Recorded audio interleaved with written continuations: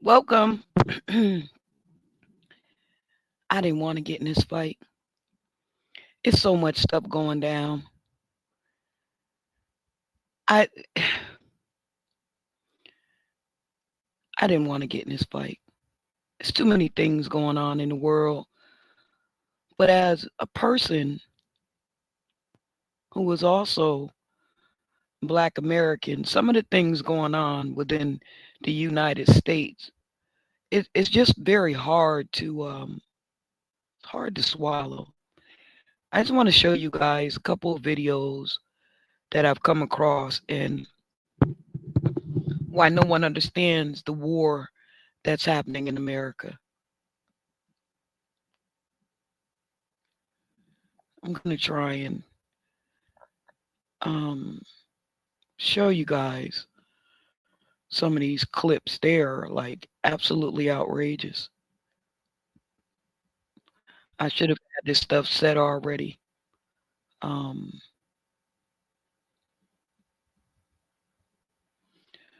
this is one of the first videos I want to show you guys. Black people around the world are the only group of people who we are scattered, renamed, divided, and then convinced that we are nothing alike. Americans, Africans, Caribbeans, Afro-Latinos. Instead of seeing ourselves as one family, we argue who is real, who is authentic, who is this or who is that. Meanwhile, the same people who colonized us in America, in the Caribbean, the same people who colonized Africa, the same people who took a piece of paper in Berlin and divided Africa in boundaries in paper and shared it among themselves. You take this one will speak Spanish. First, let's stop this. Look at this dude. The first thing he said was, Black people and think this is that we all alike. We do not look alike.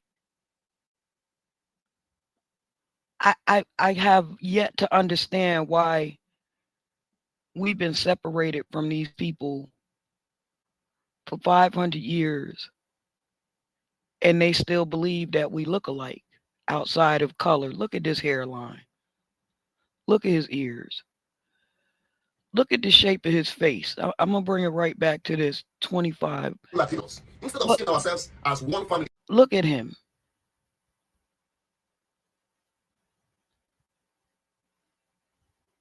Why his features are not ours.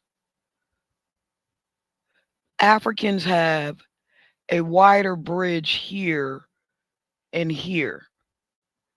So what happens is that it causes their eyes to expand out a little bit further than Black Americans, and so it makes their head shape different than ours. And because their cranial is different than ours, so is their cheekbone structure. See, our head shape goes in a little bit like this. And so it gives our cheekbones a different structure. We argue who is Our cheekbones go in further here. So it makes our eyes a little bit closer to the bridge of our nose as Black Americans. And as you know, the eyes line up with the nostrils. So when you see our eyes, they line up about here. And so our nostrils start about here. And the nose and lips match. So when you see our nostrils, our lips are about this size smaller on each side. Our facial structures are not the same. Our face does this. His does not. And for some reason, they can't seem to understand that. And I don't know why they don't understand that we don't look alike. in Berlin and divided Africa in boundaries in paper and shared it among themselves. You take this one will speak Spanish, this one will speak French, this one will speak English. They created boundaries. The same people created boundaries in Africa are the same people. And let me tell you, the biggest victory they had over us was never slavery and was never colonization, but the division they planted in our minds. Some say, hey. And the one thing I notice about them is that they think that doing a lot of talking makes them sound intelligent. Like, I don't know if anyone listened to the Frank Zanu conversation, But Frank Zanu, let me go here. Let me. And that's why they need to stay in Africa, bringing all that trauma and tribalism with them when they flee. In Africa, we behave the same. We are depressed people. We are angry people. We abuse substances. We don't support each other. We have this thing of, it's like we have self-hate. And it's systemic. It is not our fault. Because this is the trauma that's been transmitted generationally to us. And that's why they need to stay in Africa, bringing This is exactly why they need to stay in Africa. A lot of times they don't even realize the drama and the trauma that they bring when they come across to America around us who have already been traumatized. They put us in a fight mode because we're not flight. They're flighty people. So they don't mind getting up and running to the next city, next state, next country. We'll fight. And America have already warned these people about us, but for some reason they don't hear what's being said when they say these people are very dangerous. And we are very dangerous in the way of we don't flee. We're going to stand and fight. And a lot of times when you hear them say stuff like, um, they kill each other and they do this and they do that, it's none of those things. What it is that we're going to hold our ground. And sometimes that comes to the death of it, you know. But this is where we're at. There were a lot of people who were non-FBA who would low-key denigrate us. They would have all of these weird names, the foundation of Black Americans, like Akata, Jarir, Abid, Yanks. They had all these little weird terms. But when these people start getting over here and getting in political positions, and then they can dictate where our resources go, and they have that same anti-FBA disposition, now we're saying time out. When we have a Kamala Harris, who's non-FBA, but who cosplays as Black when it's convenient, and then Asian when it's convenient, when we have her dictating where our resources is going to go, we have to say, hey, wait a minute. We don't want these people who are really not on code with us acting as our representative, because that's very important. The dominant white society, they understand people who have a certain lineage, they will be on code with each other. So they let people get in political positions who don't have our lineage, like Barack Obama, Colin Powell, Eric Holder. These were people who didn't have any FBA lineage. So they put them in positions knowing that they would not do anything to help Black people and it wouldn't mess with their conscience. There are a lot of people who... And this is the truth. And a lot of times when you try to express that to who you once thought were your family and allies, it's as if they don't understand. Like, and not only do they pretend that they don't understand, they gaslight and they take it a little further and they make it a little ugly, you know. To the African man who jumped his fat head ass on here talking about Black Americans have no culture. What culture do you guys have? Because I mean, all I'm seeing is a bunch of bushmeat eating Congo. You know, and it gets ugly. Eventually we become dangerous is what I'm trying to explain to you. And the situation gets uglier and uglier with us. I wanted to respond to this comment with a video because this is something that is so true. African American, Like her, this is what I'm saying, how ugly we get with it, because there's no reason for her to say anything to us at all.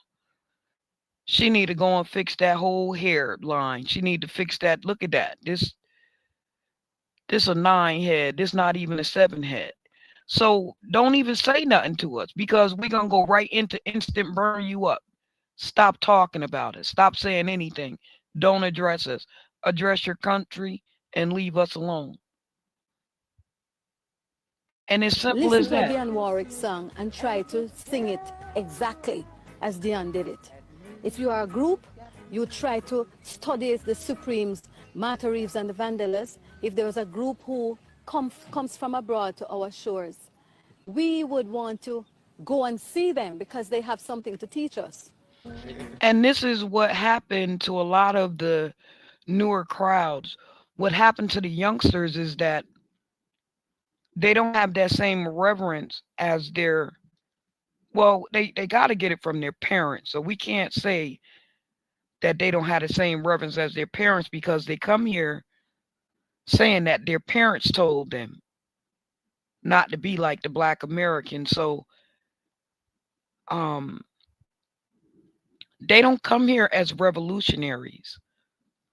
They don't come here as systematic failure breakage. You know, they live in failure and they live in squalor and so they don't come to break those chains themselves like black Americans. They don't come to be like black Americans.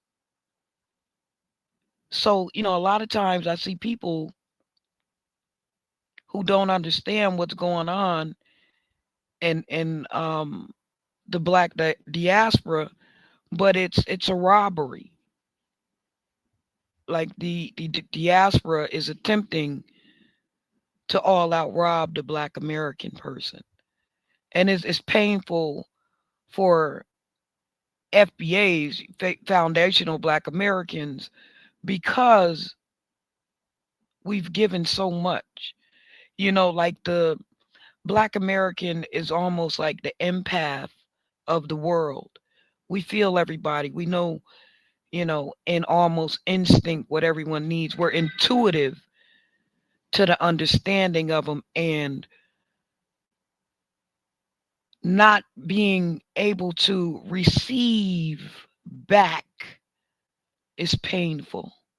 Let's go on. Africans and Negroes are two different peoples. Um, you know, race and skin color are really a red herring. Okay, it's a kind of divisive lie that's been put about, and I'm gonna go into this a bit more in detail. But you know, to separate people by perceived race is a distraction.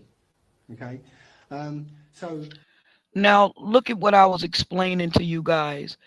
I don't know if you can see it. It's not, I don't know how to make it bigger. But if you see that the cranial structure is what I was explaining to you about the head shape, which makes the bone structure different on the African, and maybe he'll play it. Let's go further. we all think that all black people are the same, basically, but they're not. Africans and Negroes are different. They have a different skeletal structure, different skull shape, and one interesting thing is African people, real Africans, cannot grow hair like Negroes can. So African men cannot grow beards. All right? African women cannot grow afros. All right? It's a very So when they tell you stuff like the afro came from Africa and all the braid hairstyles and all that stuff come from Africa, it doesn't, because they can't grow hair. And if you can't grow hair, how can, if you know, you understand, like they're not Africans. The ones that had, they are other than African.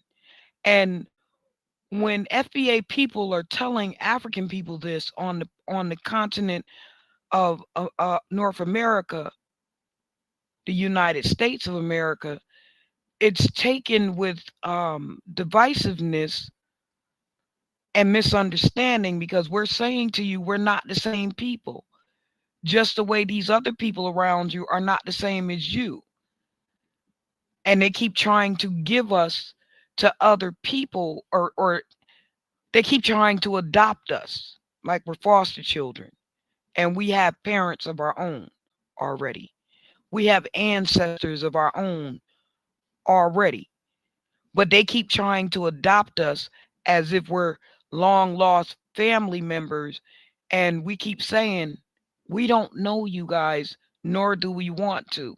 When we wanted to know you as a family, you said you didn't want us.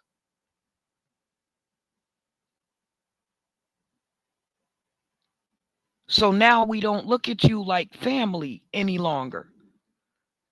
And because we don't look at you like family, there becomes this type of stuff. So it's all over TikTok that the Africans People think Black Americans have no culture because our cultural characteristics are popular. When people think of culture, they think of something that's mysterious or elusive, damn near. This is what Africans need to worry about. It's sick and disgusting. No one around to protect the children.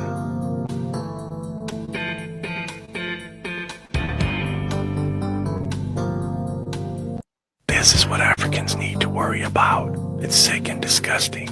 No one around to protect the children.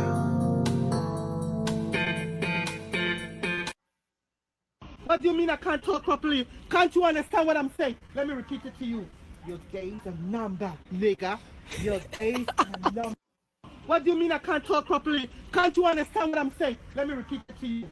Your days are numbered, nigga. Your days are numbered, nigga. And a lot of people don't realize that, you know, because of these things, we don't have anything for them. You know, like they believe that there's extra coming in from the Black American people, but there's nothing else coming in. We're done. It's a done deal. You know, the cultural divide is really ridiculous. Let me try to give you guys an idea.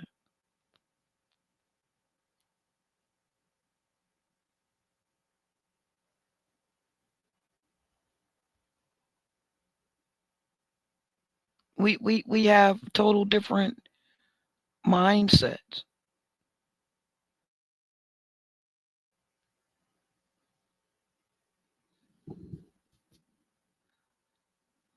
Catering to crackers. When I went to Jumbo, okay, we had to pay the fucking DJ for them to play Jamaican music, dancehall music. Like, y'all was catering to the crackers, right? Yep. Y'all, it don't be no, don't come back. Exactly. To them niggas. I don't want to hear that. Hey, and the reason that you're not seeing any coverage of all these music festivals is because the Black indigenous people aren't there. There's no way for the government or the news media or any of them to spin the narrative that Black indigenous people are the ones running around tearing shit up, looting shit, starting shit on fire, just causing mass destruction and chaos. They're not in it. They sat this one out. They sat these out. That's why there's no media coverage of it, because they always want to spin the narrative. We don't want to be bothered anymore. I know people don't understand it, but we truly don't want to be bothered anymore.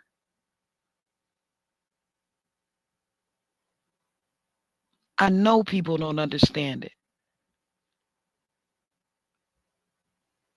But Black Americans are absolutely finished. We're absolutely done. Like, if you could feel the heartbeat of the FBA community right now, you would understand that we are absolutely done.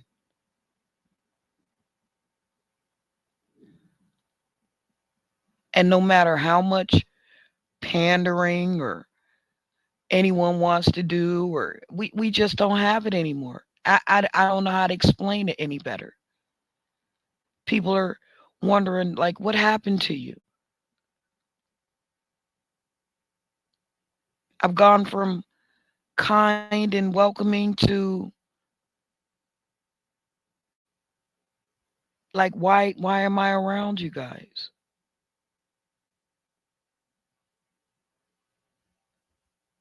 I don't see any reason to be around you guys. You don't have our best interests at heart.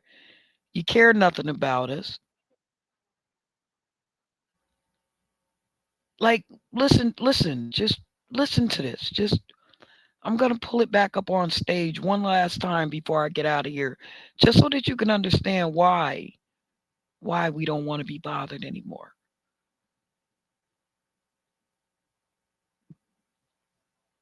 This is why. But when it's us that need the unity, everybody turns their back. You say Minnesota nays, but I see African Americans coming for Somalis when we were there, standing next to you guys when it came to George Floyd. Minnesota. Yeah, I wasn't standing no fucking where. Y'all wasn't around. Y'all were never around. We always by ourselves. Nobody stands up for us. Cut the bullshit. And second of all, your forehead big as shit. And since you want to keep deleting my... I was going to say the same thing. See what I'm saying? Like, we stop attacking.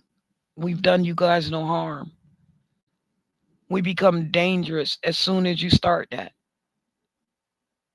We become very dangerous to you guys. You guys didn't win any wars. We won almost all of them. Please, please stop provoking what you don't want. I seen a Mexican guy call a fight out on the black community yesterday. And I just couldn't figure it out. Like, ICE is in America, is in Los Angeles putting boot to ass, but you want to fight the Americans? You you want to fight the black Americans? Okay, well, let's pull this back up again and show you one more time. We want you to understand something that you're not getting about us. Black patriots fought and bled on the battlefields of the American Revolution, and they really did. When you read the history, what they gave up, they gave everything to smash the chains of slavery and preserve our nation, and they did it with incredible bravery. They helped win the Wild West, tamed the skies, and saved freedom in the Second World War. They're warriors. From the very beginning, black have been a vital part of the American story, helping to make this the greatest nation in the history of the world. So true. Thank you. We thank you. We thank you for it. Black patriots fought. That's the truth.